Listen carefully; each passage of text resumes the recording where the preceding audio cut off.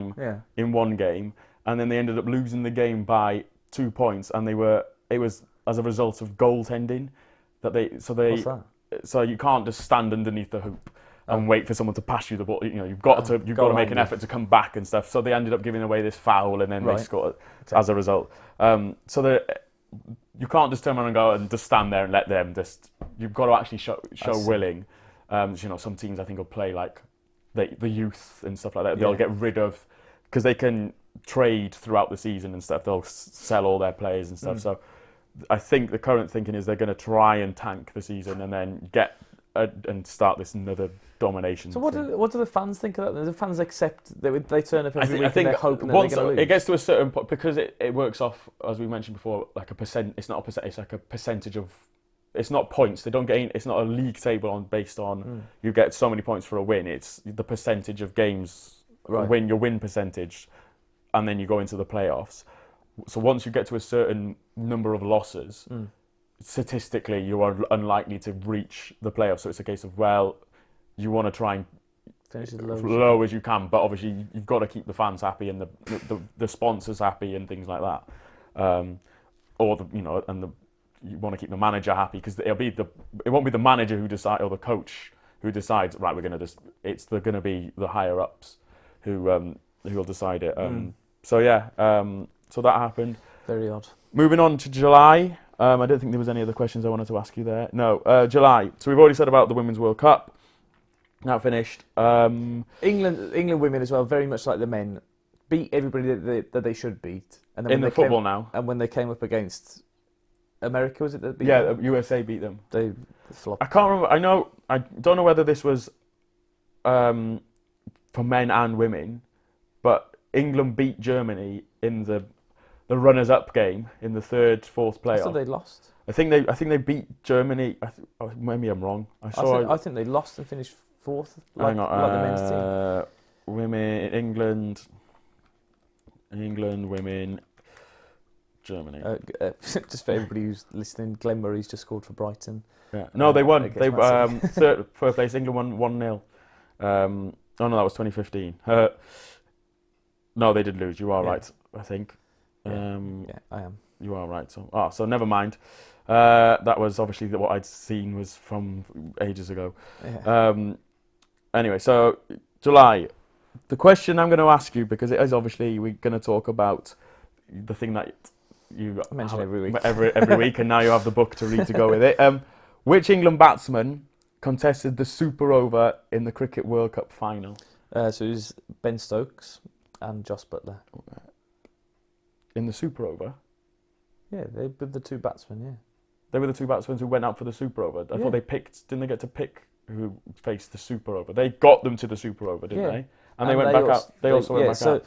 Stokes was not out at the end of the 50 overs. Yeah. And he was knackered. So he went back into the changing room, smashed stuff up because he was really annoyed with himself that they didn't win. Yeah. And then he went and sat in the toilet for 20 minutes. Yeah. And then came back out. But Jos Buttler had... Jos Buttler, sorry. It was... Buttler wasn't in... Didn't get them to it. It was... What's his name, wasn't it? Well, Leach. No. You're thinking of the Test match. Yeah. There was no... England got bowled out. Yeah. Ben Stokes had to sort of run out the other people so that he got on strike every time. But Buttler and Stokes saved the game because it looked like England were going to just completely flop. But the two of them together built this partnership and got them close. Yeah. And then a couple of other batsmen, Wokes and Wood and Plunkett, managed to get them close and closer and closer. And then in the end, it was Buttler and Stokes. Right. I haven't wrote down the rest. And then Jofra Archer won he bowled the super over for Yeah. I knew Archer bowled. I haven't wrote down the rest of the answers, so hopefully we'll remember which questions we asked and stuff. We'll just say that we were right. We were right for all of them. That obviously Cricket World Cup happened. Other things which I've got wrote down. Brazil won the Copa America for the first time since 2009, which I thought was, when I was just looking through things, I was like, that was quite. I think that competition it's such a random. Yeah, I was going to say it can't happen every 4 years. If it happens. No, I think it's the same as the Euros. I think it is every 4 years. But it'd been 2013 and 17. Yeah, or 19. So it can't be. So anyway, Mexico won the Gold Cup. Yeah. Because Jimenez was the player of the tournament, so we Wolves fans were celebrating that. Yeah, I think it's every year. Just looking at every year. Every 2 years. Yeah. Okay. Every 2 years. So it's every 2 years. So if you think 2000 so it's 11. No, it's not every 2 years. It's literally whenever they fluctuates. Yeah, whenever they want. They haven't even got 2009 on here because it goes 7, 11, 15, 16, 19, 2020, 20. Okay. Oh, it's just some random. They just make it up. Okay. But yeah. Anything else of note? I'm trying bouncing around. Oh well, our season started. Wolves' season started in July. Yeah. We played Crusaders, a team from Northern Ireland, on the 25th, I think it was, 25th of July, which is the earliest I've ever seen a competitive game. But it was against an amateur team, and we just about beat them 2-0 in the home leg. The other thing that I've got written down, so I know the answer to this, and you might know the answer, but Venus Williams was shocked by which teenager at Wimbledon? Because Wimbledon... Co something? You're not far off. It begins with a C. Corey Gauff, or is a nickname Coco or something? I've just got the answer written down. She was 15, so she beat her in the first round and was then touted to to be the next big thing. She has gone on to do okay. Considering her age as well, I don't think she went that much further in Wimbledon. I think she won maybe the next game, but other than that, but yeah, that's June and July. As the summer tournaments normally go, they overlap, so we've spoken a lot about them. Yeah. So moving on to August, I'm just looking at the questions to make sure I don't... So I'll start with the question again. Which club were expelled from the English Football League after a takeover collapsed? It was Bury, wasn't it? Yeah, it was. And then Bolton were going to be Bolton as well. were close, because it was touch and go at they were both at the same time. What I didn't like about that was that Sky Sports treated it like deadline day. Yeah, they had was like a countdown and stuff. And I think, well, you're worth millions of pounds, and it's your fault really that this sort of thing is happening because of the Premier League and how much money's in that it hasn't trickled down like they said it would. And you've got teams who gamble millions above what they can actually cope with, and then I think they are going to come back, and I think they will be allowed to enter at League 2 level, from what I understand, if they sort themselves out over the rest of this year, because they're allowed to re-enter the Football League, but a step below what they are they? And they were in League 1. They had got promoted, so they would because technically they'd be relegated because there's one less team going to be relegated now, isn't there? Yeah, there's only 2 teams coming down from 3 teams coming from League 1. 4 usually get relegated. Yeah, so if they manage to sort, I think it's if they sort it. I don't know if it's an indefinite time frame they can re-enter at League 2. I think it's if they can sort it out ready for next season, because technically they would have been relegated. Yeah. So, but yeah, it's a mess the Football League. Yeah, well, I was reading... There's so many teams in the Championship that if they don't get promoted... Yeah, they was going to say they will explode. You're looking at... I think I saw like Wolves, a couple of years ago, the wages that they're paying and the transfers and, everything they're spending to get out of the Championship. It's such a massive Villa are the biggest one. I know that they are in the Premier League at the moment, but the prize money from getting up has just sort of seen them to be able to avoid administration. They're going to be, if they go down, they're in. They're going to struggle. I know my dad frequently passes comment on Burnley. They managed to stay up now for quite a few years, but at the start of the decade when they were bouncing, they were bouncing up and down, coming up and down. It was just a case of they were happy to get up and use that money and then the parachute money, and then all right, we'll go again, and it's stuff like that. Whereas at the minute they've consolidated it. It's it's good.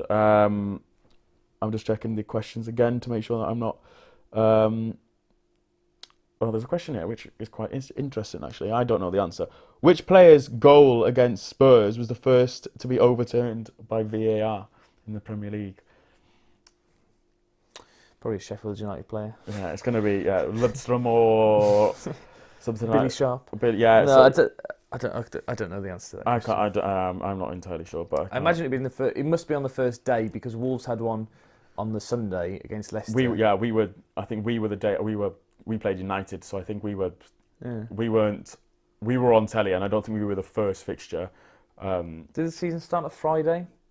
Would it have been a Friday game? or something. I don't know the answer. I don't know. Another thing which happened in August was the UEFA Super Cup, which is probably not anything major, but it was the first time that a woman had refereed a major match. I forgot about that. Yeah. I was in Budva, Montenegro at the time watching it. I thought Chelsea played, particularly, they did really well in it. I think because it was after the start of the season. It was. I think we'd lost to Man U. And I think we played them next, Liverpool next then. And I was, thinking, okay, we got battered by Man U, but it wasn't. The scoreline flattered them, and we drew with Liverpool, which I thought, and looking now at what they've got on to do, the team that we've got to draw with Liverpool was pretty positive. There was a penalty that was touch and go. I think that it was to do with actually. Going back to what we were saying about the Women's World Cup, it was they had a similar decision where I can't remember. I think it was Adrian in goal, came off, saved a penalty, but was off his line. But because it was the last penalty, they didn't.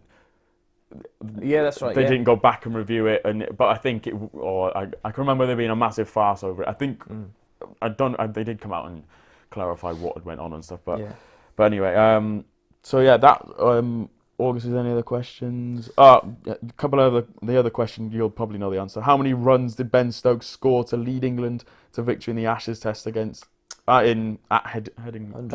Yeah, 135. Oh, well, there were three options, but if you 135 is one of the options. So no. Oh, we haven't mentioned that, but I think we have mentioned it previous. Yeah, anything with fantastic. Ben Stokes is.